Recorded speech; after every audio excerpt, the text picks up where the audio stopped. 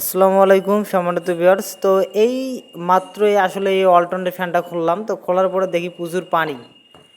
তো এর মধ্যে অনেক পানি ঢুকছে, তার বলি যে ফ্যানটা ঠিক হবে না, এটা এমন কোনো কথা না, কারণ ফ্যানটা নতুন কন্ডিশনে আছে। ফ্যানটা আমি নিজেই লাগাচ্ছিলাম আমার নিজ প্রতিষ্ঠান মডেল পলিটেকনিক ইনস্টিটিউট অর্থাৎ গঙ্গাচড়ায়, যে অবস্থানকৃত পলিটেকনিকটা আছে ইঞ্জিনিয়ারিং কলেজ, সেই কলেজের উপরে অর্থাৎ তিনতলায় এটা আমি লাগাচ্ছিলাম।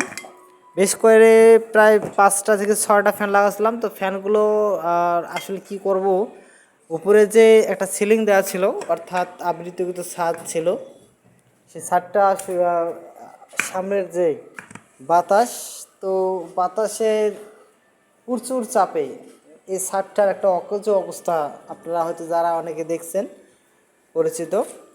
তো বন্ধুরা, আমি ফ্যানটা সেট আপ দিচ্ছি।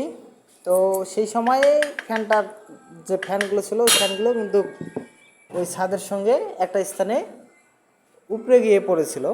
তো উপরে পড়েছিল বলতে পানি তো অবশ্যই পাবে, যেহেতু একটা খোলা স্থানে ছিল, পানি তার মধ্যে ইনক্লুড হয়েছে। তো এই ফ্যানটি রিপেয়ার করলাম, এখন শুধু ফ্যানটাকে চালু করে দেখাচ্ছি। দেখেন ফ্যানটা কিন্তু একদম ভালো কন্ডিশনে ঘুরতেছে। আসলে এটা ফ্যানটার সমস্যা ছিল জ্যাম এবং পানি ছিল, পানির কারণে ফ্যাটি উৎপন্ন হওয়ার ফলে আয়রন পড়ছিল। আয়রন বলতে কি আপনার জাঙ্ক, এই জাঙ্ক পড়া বলে এই